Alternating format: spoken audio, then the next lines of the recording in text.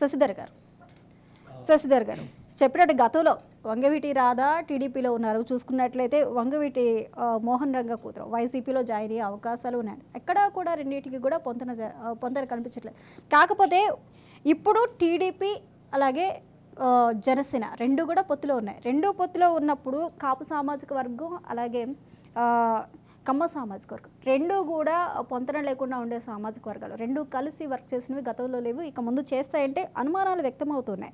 ఇలాంటి పరిస్థితుల్లో కాపు సామాజిక వర్గం ఏ విధంగా ఫోకస్ పెట్టినప్పటికీ నారా చంద్రబాబు నాయుడు జనసేన మీద ఆశలు పెట్టుకున్నప్పటికీ కూడా సపోర్ట్ చేసే అవకాశాలు ఎంతవరకు ఉంటాయంటారు?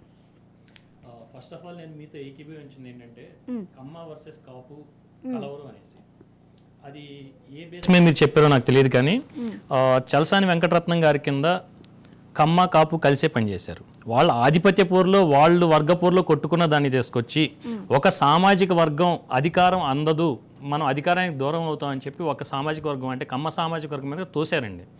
అది తోసి ఆ సామాజిక వర్గం ఇంకా ఇప్పుడు అదే తీసుకుంటే దేవినేని రాజశేఖర్ గారు జైల్లో పెట్టి కాంగ్రెస్ అధికారంలోకి రాగానే ఆయన జైల్లో నుంచి విడిపించి మళ్ళీ కాంగ్రెస్ పార్టీలో జాయిన్ చేసుకుంది. ఆయనే వంగవీటి రంగా గారి హత్యలో ముఖ్యులు. 83కు ముందు అంటే టీడీపీ పార్టీ పుట్టక ముందే వీళ్ళిద్దరూ వంగవీటి రంగా గారి బ్రదర్ రాధా గారు, దేవినేని గాంధీ గారు వీళ్ళు చంపబడ్డారు. అది కాంగ్రెస్ హయాంలోనే.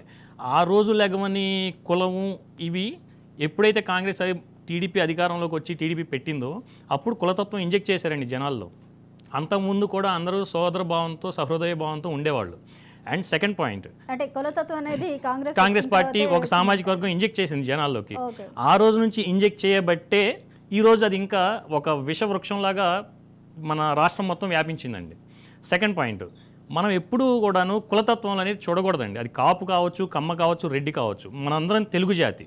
సో తెలుగు జాతి ఆత్మగౌరవం మీద వచ్చారు కాబట్టి ఆయన్ని దెబ్బ కొట్టలేం కాబట్టి మనం కులతత్వం మీద బీసీలనో కాపులనో ఓసీలనో రెడ్డనో కమ్మనో, ఇప్పుడు ఒక వ్యక్తి రంగా గారు ఒక కాపుకే ప్రతినిధి కాదండి, ఆయన చాలామందికి సాయం చేశారు. విజయవాడలో నేను టచ్ చేశా కాబట్టి బడుగు బలహీన వర్గాలకు కూడా ఆయన చాలా సహాయపడ్డారు, చాలామందికి ఇది ఉన్నారు. ఈ రోజు కూడా మనిషి చనిపోయి ఆయన 45 years అంటారు.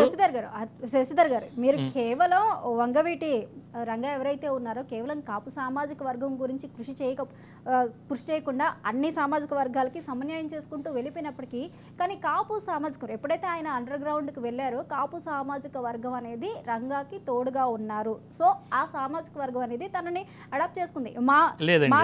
మా వ్యక్తి అంటూ కూడా ప్రొజెక్ట్ చేసుకుంటూ వెళ్ళేసరికి ఏంటి అంటే ఒక సామాజిక వర్గానికి చెందిన వ్యక్తిగా ఒక ముద్రణ అనేది క్రియేట్ చేయడం జరగలేదంటారా? లేదండి, రంగా గారిని కమ్మ వాళ్ళు కూడా ఇష్టపడిన వాళ్ళు ఉన్నారండి విజయవాడలో. మరి అంత మాత్రం మరి కమ్మ ద్వేషి అయినప్పుడు మరి ఇలా రావాలి కదా మీరు చెప్పిన కులతత్వం ప్రకారం. అయితే ఎప్పుడైతే కమ్మ వాళ్ళు స్ప్లిట్ అయ్యారండి, రంగా గారికి కొంతవరకు, దేవినేని ముఠా కొంతవరకు అట్లా స్ప్లిట్ అయ్యారు. అక్కడెక్కడ వీళ్ళ వ్యక్తిగతంగా వీళ్ళకి నచ్చిన వాళ్ళని వీళ్ళు చూస్ చేసుకున్నారు కానీ కమ్మ కాపు అనేది లేదు. దీన్ని ఎజెండాగా తీసుకొని ఎలక్షన్లో విభజించు పాలించు అని చెప్పి తీసుకొని అధికారం రావడం కోసం చేశారండి ఇదంతాను. అది ఈ రోజు కూడా వేళ్ళునకు పోయింది. దాన్ని మనం కోకటి వేళతో సహా పెగిలించేయాలి. ఇంకోటి ఏంటంటే మనం ఏ ఒక్కరిని కూడాను కులం మతం ప్రాతిపాదికన ఓటర్లను చూడకూడదండి. అది ఈరోజు మనం చెప్పకూడదు. కానీ మీరు చూసుకోండి, వంగవీటి రంగా గారిని చంపి ఇప్పుడు రాజకీయాలు గెలిపోవడం సహజం అండి. రాధా గారు గెలవనంత మాత్రాన రాధా గారు ఎన్ని ఓట్లతో ఓడిపోయారు అంటే మీకు వేసిన ఓట్లన్నీ వేస్ట్ చేయండి, ఆయనకి బలం లేదా అండి? మీరు ఎంత మెజారిటీతో గెలిచారు? సో ఒక వ్యక్తిని ఎప్పుడు ఈ వైసీపీ పార్టీ చేసేది వ్యక్తిత్వ హసనం అండి. ఇప్పుడు నేను మిమ్మల్ని గెలవలేకపోతే మీ మీద బురద చల్లటం, జనాలందరూ ఏంటంటే ఈ టీడీపీ కానీ ఏ పార్టీ అయినా కానీ బురద కడుక్కునే పనిలో ఉంటుంది కానీ తిరిగి వేసే పనిలో ఉండదండి. వాళ్ళకి అదే బలం అనమాట. సో ఆ బలంలో ఆ భ్రమలో వాళ్ళు ఉన్నారు. కాపు ముద్రగడ కానివ్వండి, హరిరాజ జోమయ్య గారు కానివ్వండి, వీళ్ళు చెప్పిన వాళ్ళు కూడాను నిన్న లెటర్ ఇచ్చారన్న, అది ఫేక్ లెటర్ అండి. ముద్రగడ పద్మనాభం గారు కాపు రిజర్వేషన్ ఇచ్చినప్పుడు ఫస్ట్ రిజర్వేషన్ ఇచ్చింది, దాన్ని క్యాన్సిల్ చేసింది నీలం సంజీవ్ రెడ్డి అండి. తర్వాత కాసు బ్రహ్మానంద రెడ్డి క్యాన్సిల్ చేశారు. తర్వాత వైఎస్ రాజశేఖర రెడ్డి క్యాన్సిల్ చేశారు. వీళ్ళెవరు కాపు రిజర్వేషన్ ఇవ్వలేదండి.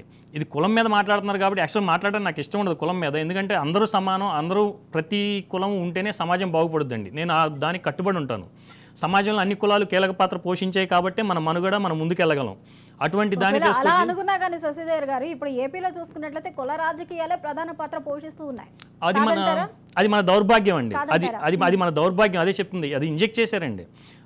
ఆ ఇంజెక్ట్ చేసింది ఎప్పుడైతే అధికారం విచ్ఛిన్నం అవ్వాలని చెప్పేశారో దాన్ని విచ్ఛిన్నం చేశారు. చాలా మందిని రాజకీయ క్రీడలో పావులుగా వాడుకున్నారు. వాళ్ళని కరేపాకులు తీసి పక్కన పడేశారండి. సో ఈ విషక్రీడ ఆడింది మొత్తం ఆ రోజు తండ్రి చేశాడు, ఈ రోజు కొడుకు చేస్తున్నాడండి. ఆ సామాజిక వర్గం అదిగా ఇప్పుడు చూడండి, మీరు నిజంగా కాపుల మీద ప్రేమ ఉంటే ఎన్ని పదవులు ఇచ్చారు, ఎన్ని కార్పొరేషన్ పదవులు ఇచ్చారు మొత్తం చూడండి. ఎక్కడ చూసినా మీకు చివరిన అన్ని రెడ్డి ఒక సామాజిక వర్గం కనపడుద్ది. అలానే ఆ సామాజిక వర్గం నేను ద్వేషించట్లేదు, ఆ నాయకుడిని ద్వేషిస్తున్నాను నేను.